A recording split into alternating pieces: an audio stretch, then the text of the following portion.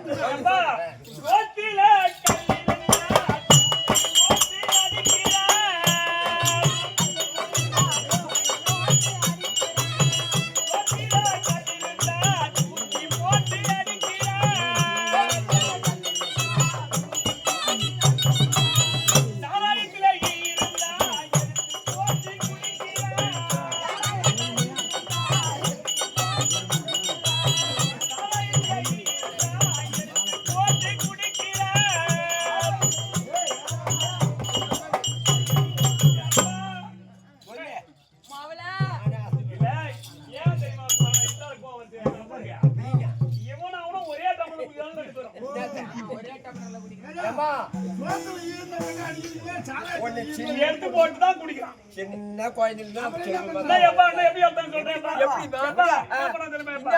இந்த பூமியிலே நான்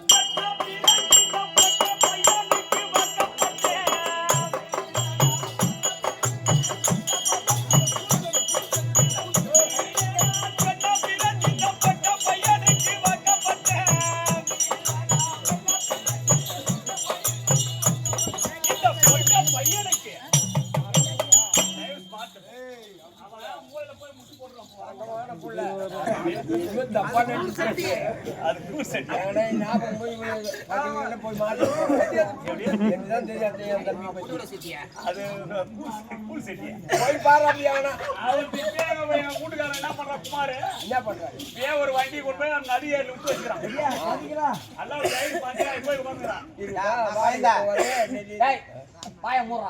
என் தங்கச்சி ஏவ பார்த்து மூடி படம் பண்ணு சட்டி நாய் ஊத்தி போடும்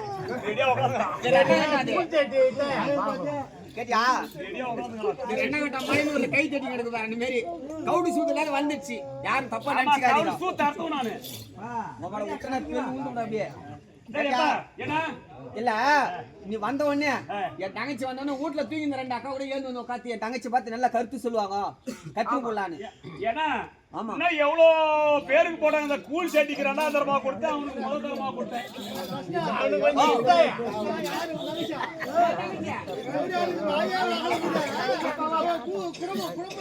என்ன லட்சம் ஏன்னா அவன் தான் குடிக்காரனாக அவன் மாட்டு வண்டி கொண்டு போய் அங்காங்க அரமான வச்சு வந்துடுறான்.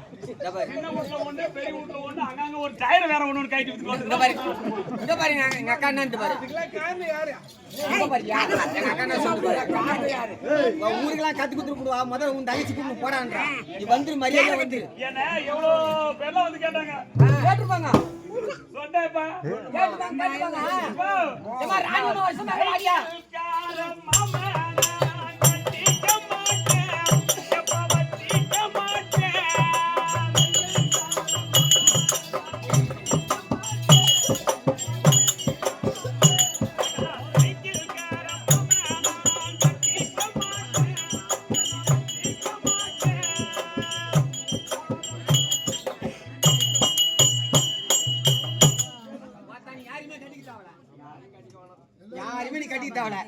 அப்பனே கீரை கரணியா கட்டிக்கோ எப்பன்னா 4 ஊர் கீரை ஊத்து கூட உன்னை காப்பாத்துவான். சேமியா போட்டுல வித்தாவது காப்பாத்துவான். உன்னை ராணி அம்மா வர சொல்லி ரொம்ப நேரம் ஆச்சு. ரெடியா அவங்க காத்துங்கிறாங்க. யாருக்கு அரசாங்கத்தில் சாதியம்மா வாங்கம்மா வாங்க வணக்கம். அப்ப அவுத்து காட்டியா ஏய் பொம்பளையா நீ அது அண்ணா கேட்டான் ஈரடி பூரா மயிர் மொழிச்சு பாரியா நீசி பாருமா அவர் அண்ணா கேட்டான் அப்பளது சரியம்மா கை கட்டி போட்டேன் என் பேரே மாத்திக்க மாட்டோம். என்னது நம்ம பேர் சாதியம்மா கூப்பிடுறோம். நம்ம எவ்வளவு பேர் நமக்கு லேட்டஸ்ட் பேரு சாதியம்மா தான் நீ அது கரெக்டா தான் கூப்பிடுங்க. இந்த பேர்ல நம்ம மாத்திட்டோம். என்ன பேரு வேற என்ன பேர் உனக்கு? அம்மா நீ சாதியம்மான்னு கூப்பிட்டா தப்பு.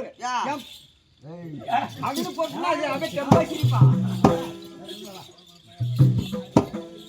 லைன் மேல வாடியா ராணி அம்மா தான் கூடாது. வேற புது பேரா கூட சொல்ற 2026ல. வெயிட் பேரை நறுக்குங்க. சரியம்மா கிடையாது சபை பார்த்தனையா திருவாகிய மகாலட்சுமி ஆட்சி பிரதேச சபை. இது என்ன ஒரு இது வல்லுவை கிராமத்திலே இதோட இப்போ இந்த பாரதம் நடத்தி இப்ப இந்த வருஷம் பார்த்தா ஒரு 5-6 நாளுக்கு மாறினே இருக்குது.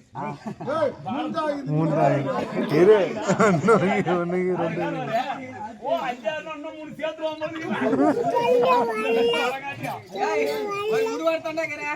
நமக்கெல்லாம் தாய் திருநாடா இருக்கும்படி ஆன இந்த வள்ளிவகை நகரத்தில் இன்று இரவு எதற்காக தெருக்கூத்து ஐயா ராஜேந்திர ஐயா அவர்களுக்காக காலம் சென்ற மதிப்பிற்குரிய அருவியர் ஐயா ராஜேந்திர ஐயா என்று சொல்லக்கூடிய அருவியர் ஐயா அவர்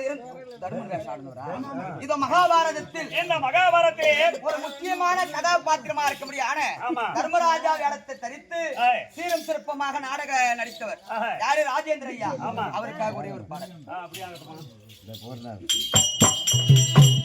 ஆராரோ ngariராரோ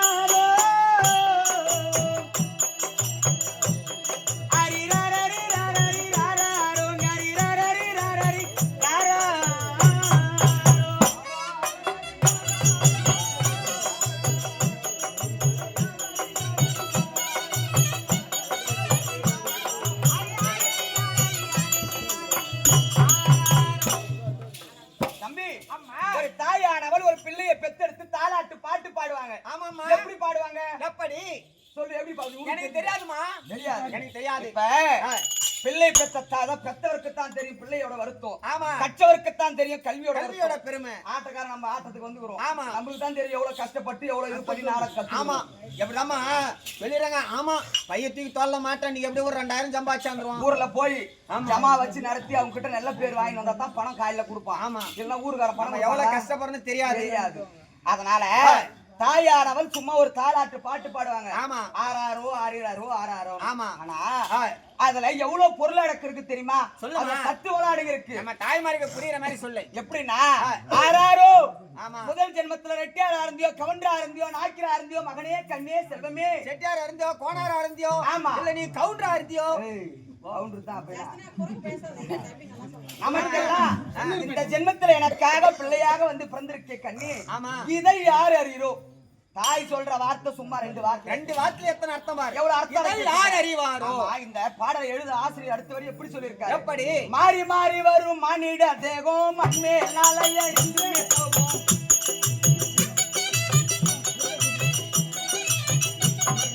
மாறி மாறி வரும் மானிட தேகம் மண்மே நாளைய இன்று போகும்.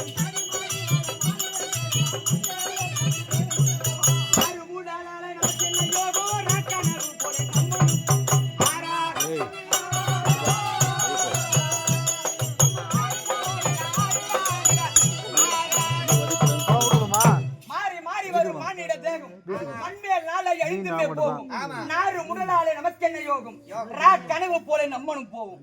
மனுஷனா பிறந்துட்டா பிறப்புன்னு ஒரு நாள் இருந்தா கண்டிப்பா இறப்பு ஒரு நாள். பிறந்துட்டு இந்த உலகத்துல இந்த பூமியில நிரந்தரமா வாழ்ந்தவங்க யாராவது உண்டா? ஒருவரும் கிடையாது. இந்த ராஜேந்திர ஐயா பிறந்திருப்பாரு.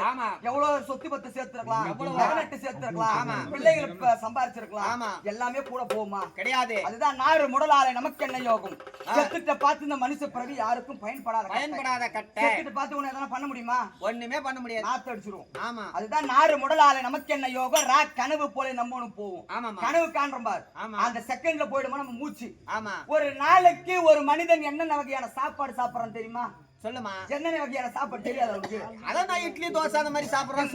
சாப்பிடுற ஒரு நாளைக்கு அதை சொல்லு. ஏமா நான் இட்லி தோசை பூரி பொங்கல் வடை அப்புறம் சோறு கூழு களி அந்த மாதிரி பல விதம். எத்தனை தின்னாலும் வதவாத கட்டை அவருக்கு எப்போதும் ஆகாத கட்டை. அன்புள்ள ஜென்மங்கள் சிறப்பு கணக்கை ஆவி போனார் யார் படுவார்.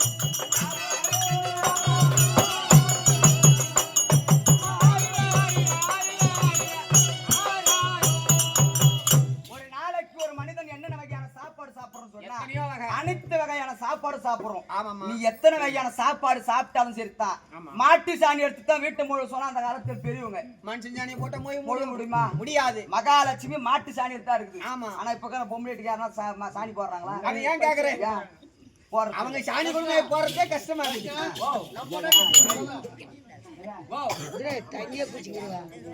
அம்மா எவ்வளவு கருத்தா பேசுது. எப்ப பழுப்பு 5 மணிக்கு விடுறான் தண்ணி. ஒரு சொம்ப இல்ல இல்ல அது கூட எல்லாம் மாறி போச்சு. எல்லாம் இப்ப நின்னபடியா மாவு போட்டு கிடைக்கிற காலம். ஆமா, மகாலட்சுமி மாட்டு ஸ்தானத்துல தான் இருக்கு. அதுதான் அந்த மாட்டு கோமியத்தை எடுத்து வீட்டுல தெளிக்கிறோம். புனிதமானது அதான். ஆனா பொம்பளைங்களுக்கு அது யாரும் தெரியல. ஆமா. அந்த காலத்துல பெண்கள் எல்லாம் இப்ப இருக்கிறவங்க செய்வாங்க. மணி 4 மணிக்கு எழுந்து சாணமிட்டு கோலமிட்டு விளக்கேற்றி வச்ச காலம் அந்த காலம். அந்த காலத்துல யாரும் கிடையாது. ஒரு நாளைக்கு ஒரு மனிதன் எத்தனை மூச்சு விடுறான் தெரியுமா? எனக்கு நம்ம தெரியாது. தெரியாது. 21,000 கல் சுவாசம் எழும் பகலோடு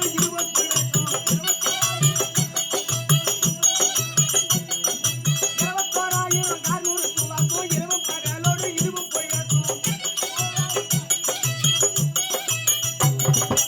முட்டி வந்தது தன்னத பாசம் தரை கலக்கத்து போனானே கட்டிக்கு நாசம்.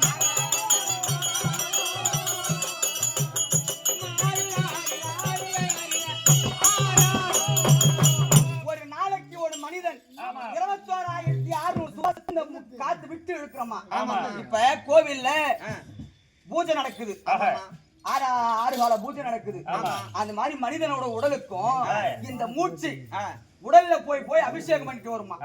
இந்த மூக்கில வர காத்து போயிடுச்சு சொன்னா ராஜேந்திர ஐயா இருக்கிற வரைக்கும் தான் உயிரோட இருக்கிறது தான் பேர் ராஜேந்திரன். இருப்பாங்க. எப்ப இந்த மூக்கில வர காத்து போயிடுச்சுன்னா அப்பயே பேரு மறைஞ்சிரும். ஆமா, அப்படி இருந்தாலும் நம்ம எங்கிருந்து பிறந்திருக்கோம்? மெய்யூர் இருந்துமே பையூரில் வந்தோம், பொய்யூரில் வந்து என்ன பூரிப்ப கண்டோம்.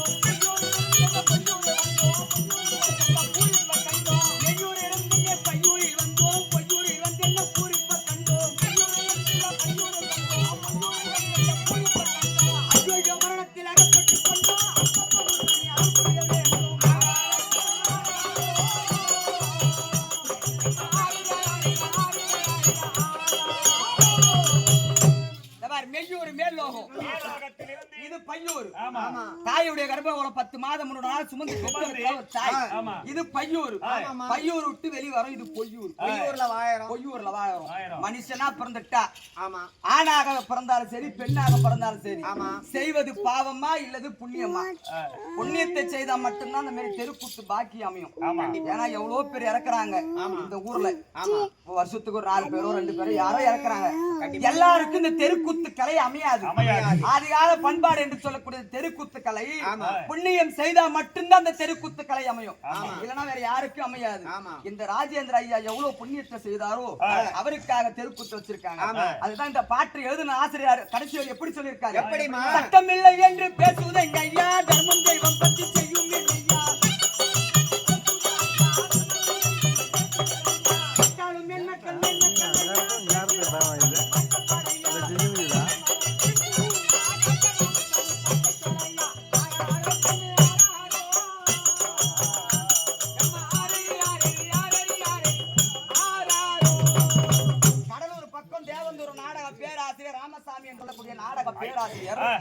மனுஷனுடைய வாழ்க்கை வரலாறு பாட்டா எழுதி வச்சிருக்காரு. ஒரு பாட்டுல அடக்கிட்டாரு இந்த மனுஷனுடைய வாழ்க்கை. ஆனா ஒரு கொஞ்ச நேரத்துல பிறக்கிறோம் இறக்குறோம். இந்த மனுஷ பிறவி எவ்வளவு சித்திரவதைகள் எல்லாம் பண்றோம். உன்னை ஏமாத்தலாமா, மோசம் பண்ணலாமா, ஒரு நிலத்துல இருக்கிற காணிகளை ஏன் நவுத்தி நட்டுக்கலாமா அப்படின்னு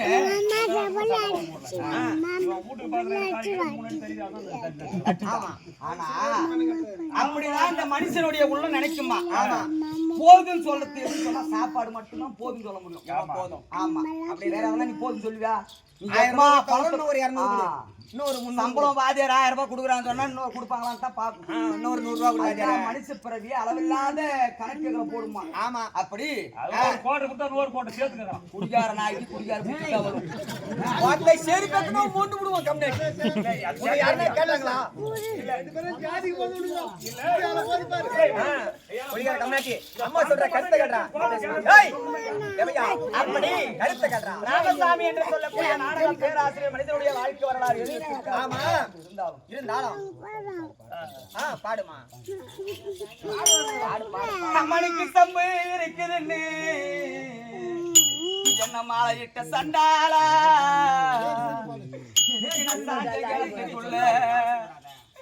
எனக்கு சம்பு ஒரு புறம்மா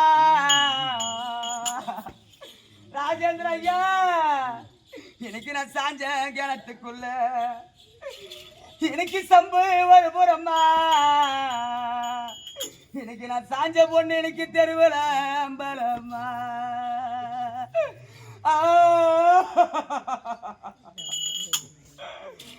எனக்கு குறை இருக்குதுன்னு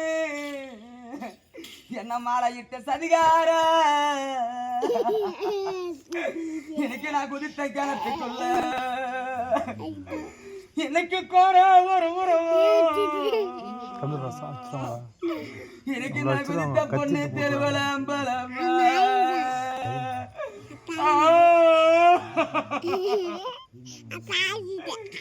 இன்னைக்கு மாங்க மரம் பிளந்து என்ன மாலையிட்ட சதிகார எனக்கு நான் ஒரு மாமா விட்டு மெத்த கட்டி எனக்கு மாமா விட்டு மெத்தையில 2 மாலை கட்டி தொங்குதுன்னா எனக்கு மாலை பொருத்தம் இல்ல எனக்கு மாண்டு போன என் மாமா மாவன் எனக்கு சொந்தம் இல்ல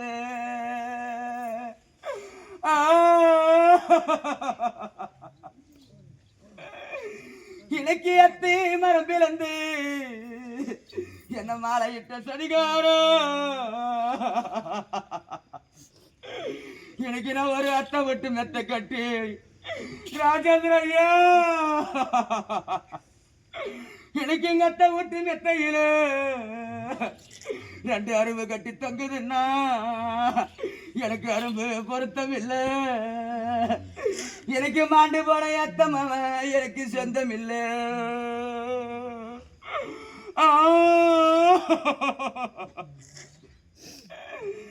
எனக்கு கல்லு மேல கத்தாய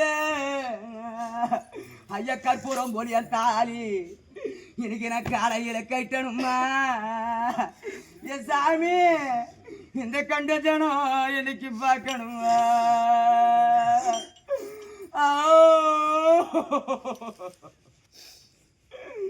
இன்னைக்கு வேலி மேல கத்தாய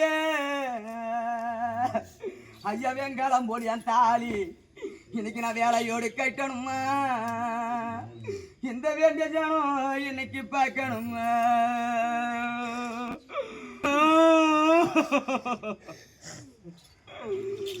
இன்னைக்கு ஆடு கிருத்திகையோ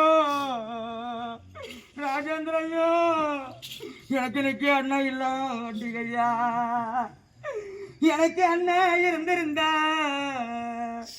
எனக்கு அண்டாவளை தண்ணி வரும் இந்த வள்ளுவாசி மயில எண்ணம் கொடி இன்னைக்கு முன்ன வரும்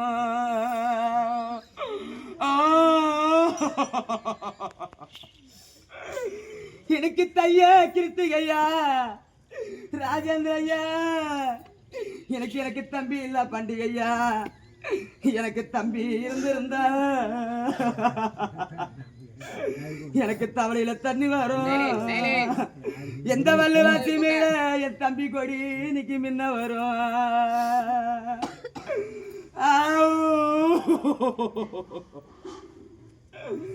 இன்னைக்கு நம்ம கொல்லி வரப்பலையும் என்ன மாலையிட்ட கண்ணால இன்னைக்கு நான் கொத்தி வச்ச தென்ன கண்ணு இன்னைக்கு ஒரு குருத்து பிரியலையே சண்டால பாவிகளை உங்கணும் போல ஒரு நாள் நான் வாழலையே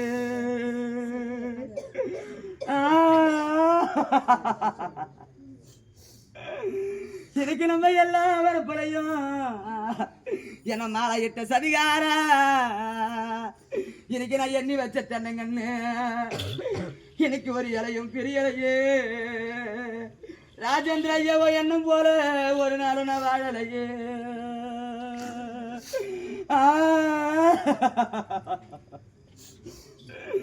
இன்னைக்கு நான் சுடுகாட்டு மண் எடுத்து என்ன மாலையிட்ட கண்ணால இன்னைக்கு நான் ஒரு சுருடு வச்சு தாலி பண்ண. இன்னைக்கு நான் சுருக்காங்க இருப்பேன்னு இந்த வல்லுவாசி மேல ஒரு ஜோசியனும் எனக்கு சொல்லலையே.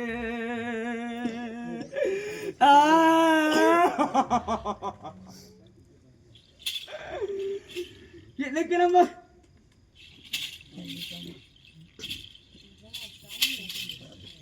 அப்பா அப்படி இருந்தாலும் தமிழ்நாடு வந்தியே யாரம்மா நாட்டரசு விளக்கம் அம்மா சொன்னாதான் தெரியும். சொல்றேன்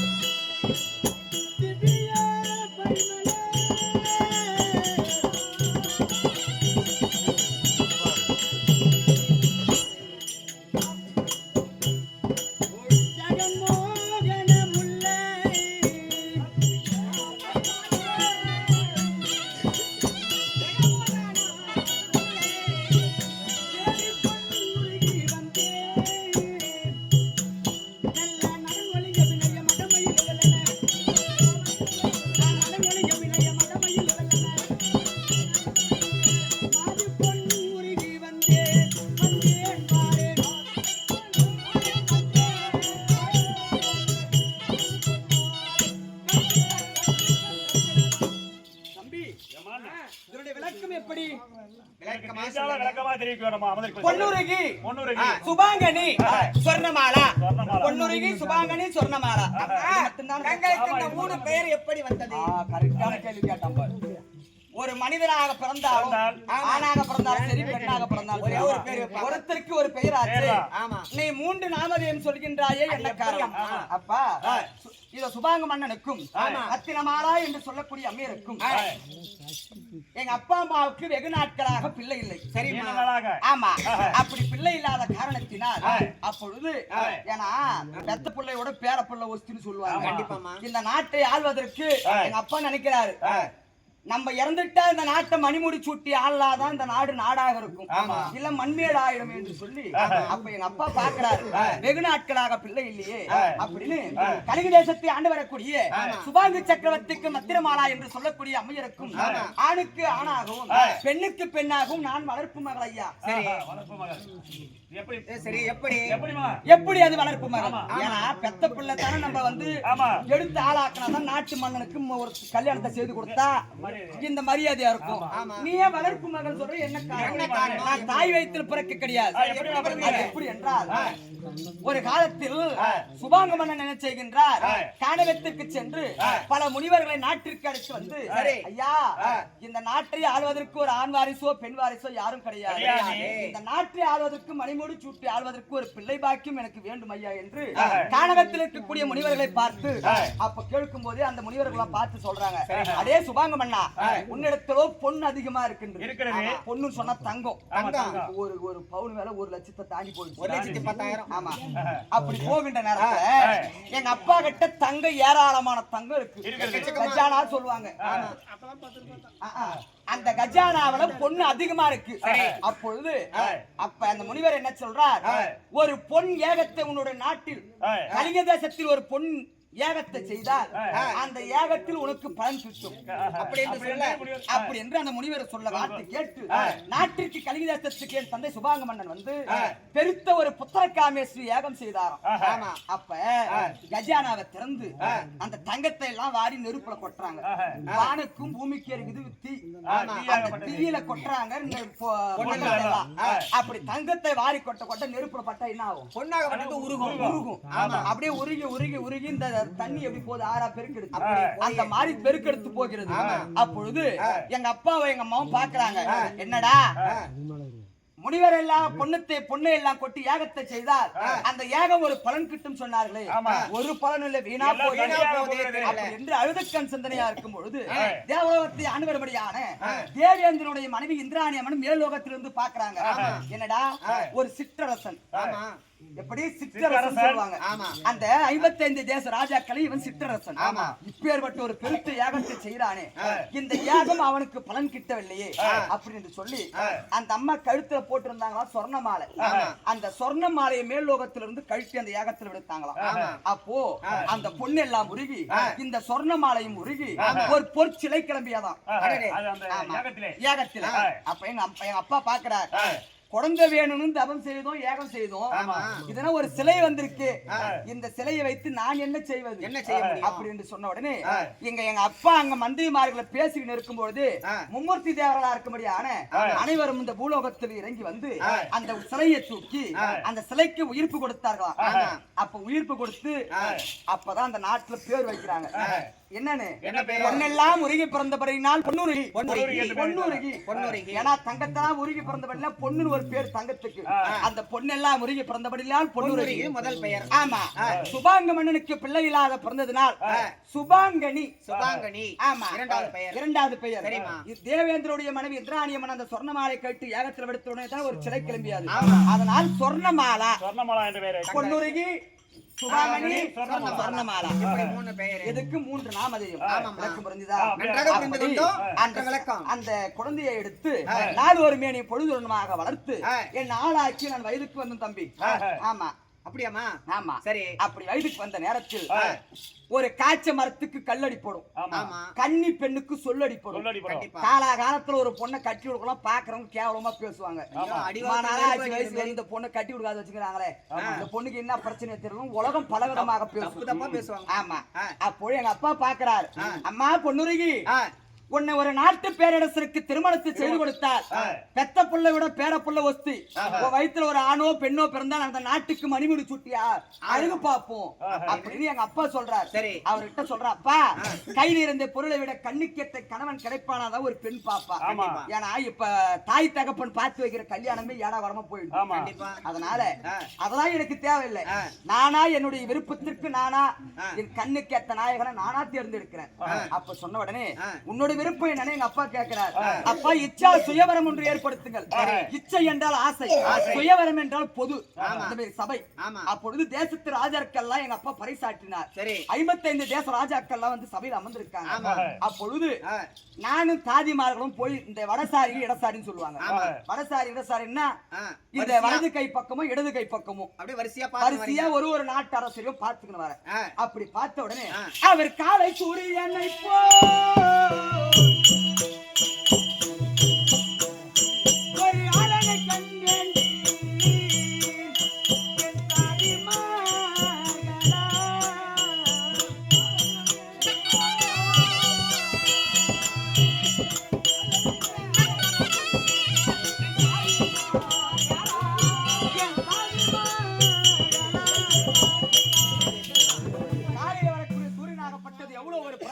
வருகிறோமோ அதுத்தன்மை போல் சபை விட்டு அப்புறமாக ஒருவர் அமர்ந்திருந்தார். கையில இருக்கக்கூடிய மாலை அவர் கழுத்தில் போட்டு, அப்பொழுது தாய் தந்தைகிட்டலாம் சொல்லல, அத காமாச கண்ணை மறைச்சிருச்சுன்னு சொல்லுவாங்க. மாலை போட்டோடனே ஆம்பி நல்லா தூக்கி ரதத்துல உட்கார வச்சாங்க. அத்தினாபுரத்துக்கு கொண்டு வந்து விட்டார்கள். அப்படி அத்தினாபுரத்துக்கு கொண்டு வந்து யாருக்கு மாலை இட்டு தெரியுமா? அங்குதேசத்தை ஆண்டு வர முடியான கர்ணாபிஷேகனை மாலை இட்ட புண்ணியவதி. ஆமா சரி. அப்படி மாலை இட்டு இருந்தாலும் வாங்க அத்தினாபுரத்துக்கு சென்ற உடனே இருவருக்கும் கோலாகாலமாக திருமணத்தை செய்து எங்கள் நாடு இருக்கும்படியான இதோ கர்ண மகாராஜனுக்கு கைப்பிடித்து நாட்டிற்கு வந்த உடனே அம்மா பொன்னுருகி எனக்கோ இத பூஜை செய்யக்கூடிய ஒரு பழக்கம் இருக்கிறது. குளக்கரைக்கு அந்த காலத்துல ஆத்துக்கோ குளத்துக்கோ தான் போவாங்க தண்ணி இப்பதான் வீட்டு வாசி பிள்ளைய கோயா அப்பெல்லாம் கிடையாது. ஆத்துக்கோ குளத்துக்கோ தான் போனோம் தண்ணி போடுறது. அப்போ அவர் சொல்றார் கர்ண மகாராஜன், அம்மா பொன்னுருகி குளக்கரைக்கு சென்று மலரும் ஜலமும் கொண்டு வந்தால் சிவ பூஜை செய்வேன் அப்படின்னு சொன்ன உடனே அப்பொழுது குளக்கரைக்கு சென்று தண்ணி மொண்டு கரை மேல வச்சுட்டேன். ஏன்னா நான் ஒருவர் மட்டும் தண்ணி போட மாட்டேன், எல்லாரும் வருவாங்க. அப்போ அசலாத்து பெண்கள் எல்லாம் வந்தாங்க தண்ணி போடுறதுக்கு. அப்போ ஒரு வயதான அம்மா வந்தாங்க. அம்மா இந்த குளத்தை தூக்கி விடுங்கன்னு சொன்னேன். ஏன்னா ஒரு குடம் தூக்கி தலை மேல வச்சுக்கலாம், இன்னொரு குடம் தூக்கி விட்டாலும் மேல வச்சுக்கலாம் முடியும். அதனால அந்த அம்மாவை கேட்டேன், அம்மா இந்த நாட்டிற்கு யாருடைய வீட்டிற்கு வந்திருக்கு? அந்த வயதான அம்மா கேக்குறாங்க, இந்த நாட்டிற்கு யாருடைய வீட்டிற்கு நீ வந்திருக்க அப்படி கேட்ட உடனே அம்மா அங்கு தேசத்தை ஆண்டவரமடையான கர்ணாபிஷேகத்தை திருக்கல்யாணம் செய்த புண்ணியவதி, என் பெயர் பொன்னுரையி, உன் ஏகத்துல பிறந்தவன் நெருப்பில் பிறந்தவமா அப்படின்னு சொன்னாங்க. அந்த அம்மா ஆமாம்மா நான் கேள்விப்பட்டிருக்கேன் அப்படின்னு சொன்ன உடனே யாரு கர்ணனையா மாறிட்ட அடி பாவி வான்னா வருமா போனா போமா, இது புடவை அணி மாத்திக்கிறதுக்கு அவன் ஏழான ஜாதிக்கெல்லாம் கீழான ஜாதி அதையும் ராதையினால் வளர்க்கப்பட்டவன் சூத புங்கவன், அவன் பெத்த தாய் தந்தை இன்னாரும் தெரியாது, அநியாயமா அவன் வாழ்க்கை வித்துட்டியே. இந்த சத்திரியர் கொள்ளக்கூடிய தடாகத்துல வந்து எப்ப நீ காலை வச்சியோ இது தீட்டுப்பட்டு விட்டது, இனிமேல் இந்த சத்திரியர் கொள்ளக்கூடிய தடாகத்தில் இனிமேல் தள்ளி மூல மாற்றம் சொல்லி அந்த அம்மா அங்கேயே அடியோதரமாக அடித்து உன் வாழ்க்கை வித்துட்டி என்று சொல்லி அப்பதான் தெரியுது ஜாதி மதம் பாராமல் திருமணத்தை செய்து வாழ்க்கை. அதுதான் சொல்லுவாங்க காமாச கண்ண மறைச்சிருச்சு. ஆமா அப்போ கிடுகிடு வந்து அரண்மனைக்கு வந்து அப்பொழுது இனிமேல் கர்ண மகாராஜனை பார்த்து சொல்கின்றேன், ஐயா இனிமேல் ஒரு காலம் முன்னோடு நான் வாழ மாட்டேன், நீ ஏழான ஜாதிக்கெல்லாம் கீழான ஜாதி, பெத்த தாய் தந்தை இன்னாரும் தெரியாது, அதேன் ராதினால் வளர்க்கப்பட்டவர், நான் சத்திரி விட்டு பொண்ணு. அப்பொழுது அவர் விட்டு இந்த முந்தானி இனிமேல் உனக்கு போட மாட்டேன்னு சத்தியத்தை செய்து விட்டு தாய் விட இருக்க முடியாத கைலாசத்துக்கு வந்து அப்பொழுது எங்க அப்பா அயல் நாடுக்கு கப்பு பணம் வாங்குவதற்காக சென்று விட்டார். அப்போ அரண்மனையில் தாய் மட்டும்தான் இருக்காங்க.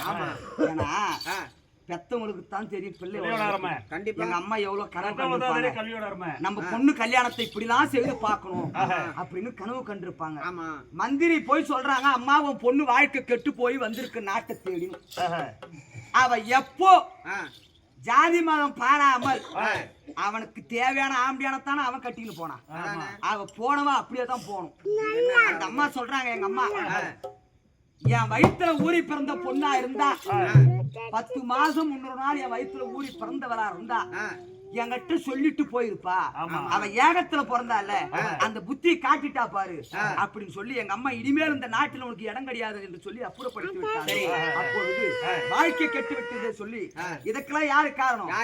அத்திமாநகரை ஆண்டு வரக்கூடிய துரியோதன மாமன்னன் தான் காரணம். அப்பொழுது அத்திமாநகருக்கு சென்றேன், ஐயா உன் அண்ணனிடம் ஒரு காலம் இனிமேல் வாழ மாட்டேன், ஏன்னா ஏழான ஜாதிக்கெல்லாம் கீழான ஜாதி, நானும் சத்திரி விட்டு பொண்ணு, பாக்குறவங்க கேவலமா பேசுவாங்க, அதனால நான் வாழ்வதற்கு ஒரு வழி கூறுங்கள். நான் பெண், ஒரு பெண் தனிமையா வாழ்ந்தா உலகம் பலவாறு பேசும், அதனால எனக்கு வாழ்வதற்கு ஒரு வழி கூறுங்கள் என்று சொல்லி துரியோதன மாமன்னனை பார்த்து கேட்டேன்.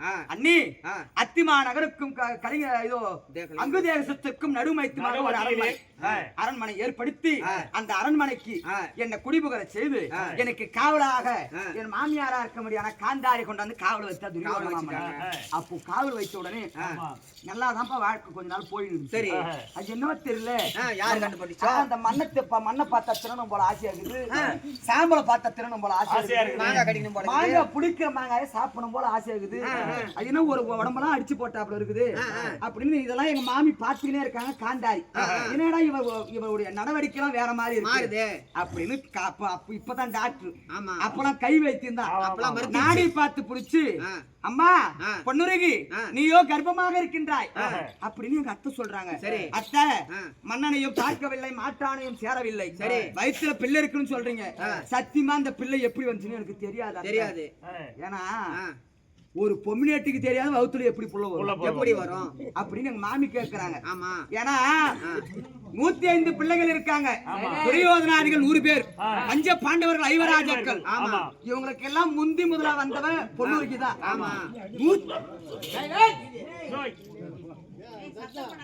105 மருமக வருவா இந்த அத்தினாபுரிக்கு. ஆமா. இவளை பார்த்து பின்னாடி வரவளை பார்த்து கத்துக்குவா. ஏய் உண்மை கதை சொல். ஆமா. ஒண்ணு கர்ண மகாராஜன் சேர்ந்து வகுத்துல புள்ள வாங்கியிருக்கும்.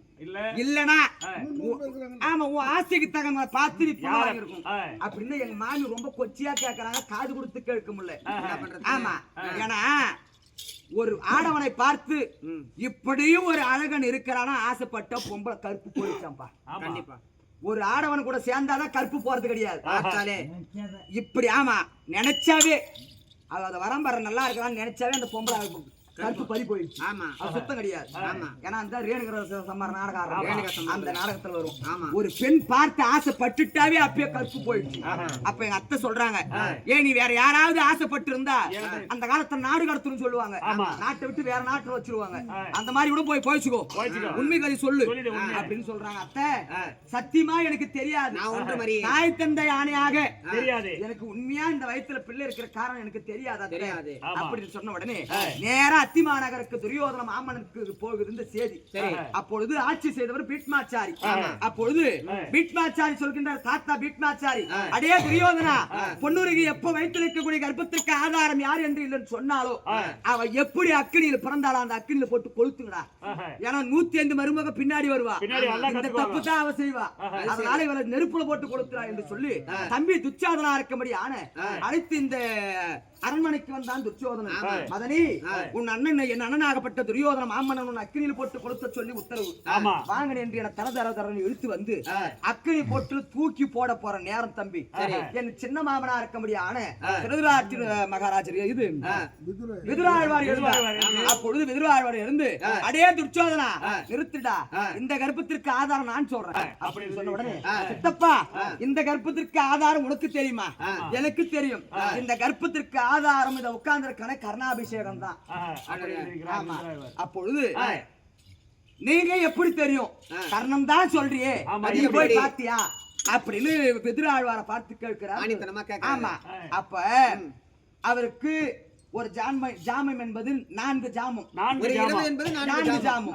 மூன்றாவது ஜாமத்தில் சிவனை கோரி பூஜை செய்வதற்காக அத்திமாநகர் இருந்து பொன்னூரி அரண்மனை தாண்டிதான் நதிக்கரைக்கு சென்று ஸ்நானபானம் செய்வது.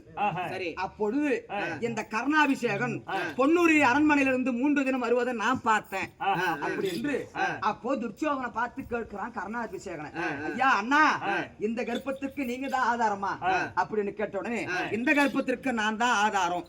ஏன் இவ்வளவு நேரம் மௌனம் சாதித்தீர்கள்? அண்ணி எவ்வளவு சித்திரவதை செய்தோம்.